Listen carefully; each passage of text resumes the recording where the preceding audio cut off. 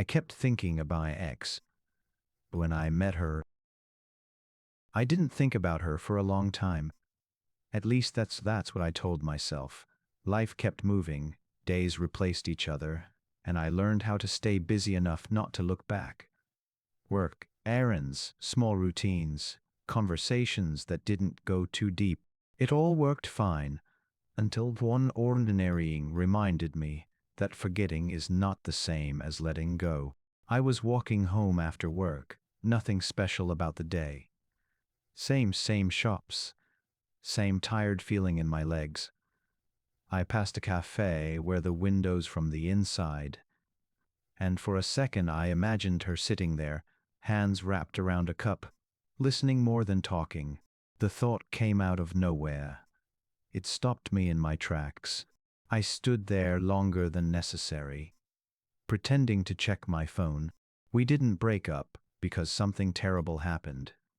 There was no betrayal, no big argument, no moment that clearly explained the end. We just became quieter with each other. Conversations shortened. Plans were postponed. Affection turned into habit, then into effort. One day, staying felt heavier than leaving, so we stopped trying at the same time, without admitting it. After that, I focused on building something stable. Not exciting, stable. A job that paid the bills. An apartment that felt neutral. Friends who didn't ask questions I wasn't ready to answer. I thought that was adulthood. I thought that was enough. But standing in front of that cafe, I realized simple and uncomfortable. I wasn't missing her. I was missing the version of myself I was when I loved her without overthinking everything. When I didn't analyze every feeling for risk. At home, I sat on the couch without turning on the lights. The city outside made its usual noise. Cars passing. A neighbor's TV playing too loud. Normal life. I felt like I had skipped an important conversation years ago and never went back to finish it. I started thinking about how we used to talk late at night, not about big dreams, but about small things. Things that didn't matter to anyone else.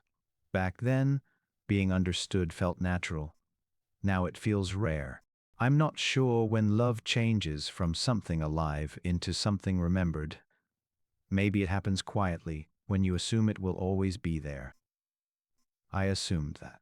I assumed time would take care of it. That evening, I understood something else. Love doesn't always end when people separate. Sometimes it just waits unnoticed until you slow down enough to feel it again. I didn't know what that meant yet. I just knew that pretending it never existed was no longer working. And that was the moment everything started moving again, even if I couldn't see the direction yet. The next few days felt strange, like something had been stirred up and left unsettled. I went to work, answered emails, nodded during meetings, but my attention kept drifting. Not in a dramatic way, more like a radio playing quietly in the background that I couldn't turn off. Everything worked. Nothing felt fully present. I caught myself checking my phone more often, even though I wasn't expecting a message. That annoyed me. I don't like waiting for things that may never happen. It feels weak. Still, my hand reached for the phone without asking permission. I tried to explain it to myself logically. Memories get triggered. Old feelings resurface. It happens. But this felt different. It wasn't nostalgia. I wasn't replaying happy moments or wishing things had gone another way. What bothered me was the sense that something unfinished was taking up space in my head. One evening, I went for a walk instead of going straight home. The air was cold and clear, the kind that makes you breathe deeper without realizing it. I walked past places we used to go together, but I didn't stop. I didn't feel pulled back. I just noticed them, like landmarks from another version of my life. I realized I had spent years avoiding that area of the city, with consciously deciding to. It wasn't painful to be there now, just unfamiliar. That surprised me. I sat on a bench and watched people pass by. Couples, friends, strangers walking alone. Everyone looked busy with their own thoughts.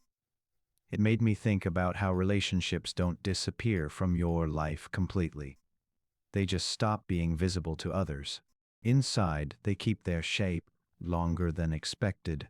What stayed with me most was not her face or her voice.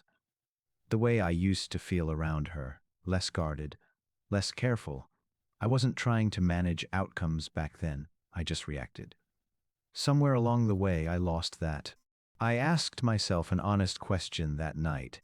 If she were standing in front of me now, what would I actually want? Not what I thought I should want. Not a reunion, not an apology, not an explanation. Just the truth. The answer came quickly. I wanted clarity. I wanted to know if what we had was real, or if it only felt that way because we didn't know better at the time. That question had followed me into other relationships without me noticing. It had shaped how close I allowed myself to get. That realization made things uncomfortable, but also simple. I didn't need to act yet. I just needed to stop lying to myself. When I finally went home, the apartment felt casual, not empty, just honest. I sat down, let the silence exist, and didn't try to distract myself from it. For the first time in a long while, I wasn't trying to move on. To understand. The message came late at night, when I wasn't expecting anything anymore. I had already put my phone face down on the table, telling myself I was done checking it for the day. When it vibrated, I ignored it for a few seconds, hoping it was just a notification I could deal with later. It wasn't. Seeing her name felt unreal, like noticing someone you know in a crowd where they shouldn't be. Familiar and out of place at the same time. Her reaction wasn't happiness. It was tension, the kind that tightens your chest before your brain catches up. She didn't write much, just that she had been thinking about me recently. That she wasn't sure why now, but it felt important enough to say. No questions, no expectations, just that. I stared at the screen longer than I want to admit. My mind immediately started working against me. Maybe she was bored. Maybe she was lonely. Maybe this didn't mean anything at all. I've learned to protect myself by lowering the importance of things before they can disappoint me. But I couldn't pretend was nothing. I didn't answer right away. Not because I wanted to play games, but because I needed to be honest, and honesty takes time. I walked around the apartment, touched random objects, opened the window, closed it again. I tried to notice what I was actually feeling. It wasn't fear of her. It was fear of myself, of slipping back into old habits, of wanting clarity and then not knowing what to do with it once I had it. I thought about all the times I stayed quiet when I should have spoken, about how often I chose comfort over truth. I didn't want to repeat that pattern. Not with her. Not again. When I finally replied, I kept it simple. I told her I was surprised, that I had been thinking too more than I expected. I didn't suggest meeting. I didn't avoid the possibility either. I left space. The next morning, she suggested coffee.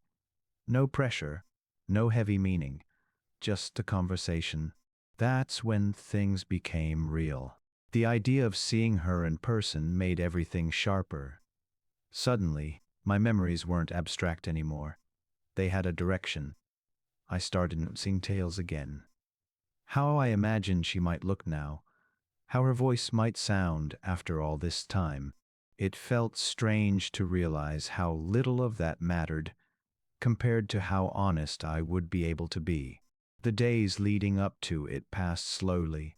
I caught myself replaying old moments, not because I missed them, but because I was trying to understand them differently. With less blame, less pride. I knew this meeting wouldn't fix anything. It wouldn't give me a clear answer about love or the past. But I also knew avoiding it would keep me stuck in the same place I'd been for years. The night before, I barely slept. Not from excitement, from awareness. Some things change you just by being acknowledged. In the morning, I got dressed without overthinking it. I wanted to show up as I was now, not as someone trying to be impressive or unaffected. As I left the apartment, I felt calm in a new way.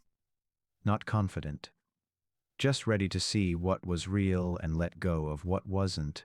Whatever happened next, I knew one thing for sure. I wasn't running anymore. The cafe looked smaller than I remembered. Or maybe I was just more aware of the space I occupied in it. I arrived early, chose a table near the window, and sat with my hands wrapped around a cup I didn't really want. The smell of coffee mixed with quiet conversations and the sound of dishes touching. Everything felt normal, which somehow made it harder. When she walked in, I recognized her immediately, even though she wasn't exactly the same. Something in her posture had changed. She looked calmer, like someone waiting for approval. That hit me more than her appearance. We didn't rush into anything. We talked the way people do when they're careful not to break something fragile. About work, about time passing faster than expected, about small, safe topics. I noticed how easy it still was to sit across from her without feeling the need to fill every pause. At some point, the conversation slowed, not awkwardly, just honestly. The silence between us didn't feel empty. It felt loaded, like both of us knew we had reached the edge of something we had avoided naming. She said she used to think about how things ended between us. Not with anger, more with confusion. She said she often wondered if she had imagined the closeness, or if it had been real but poorly handled. Hearing that made my chest tighten, because I had asked myself the same question. I admitted that I left because I didn't know how to stay without losing myself, that I confused distance with control. Saying it out loud felt heavier than thinking it, but also cleaner. She listened without interrupting. That mattered. There was no apology exchange, no emotional release, just acknowledgement. We didn't try to rewrite the past, we just stopped mislabeling it. I realized something then. Love doesn't fail just because it doesn't last. Sometimes it ends because the people inside it don't know how to hold it properly. That doesn't make it fake. When we stood up to leave, nothing dramatic happened. No promises. No plans for the future. We hugged briefly, carefully, like people who respect what once existed too much to misuse it now. Outside, the air felt lighter, not because I was happy, but because I wasn't carrying it anymore. I watched her walk away and noticed I wasn't trying to follow. That surprised me. On my way home, I replayed the meeting, but not to analyze it, just to let it settle. The clarity I wanted didn't come in the form of answers. It came as relief. That night, I slept deeply. No dreams, no tension, just rest. I understood then that closure isn't about closing a door. It's about opening a window and realizing you can breathe again. The story between us hadn't restarted.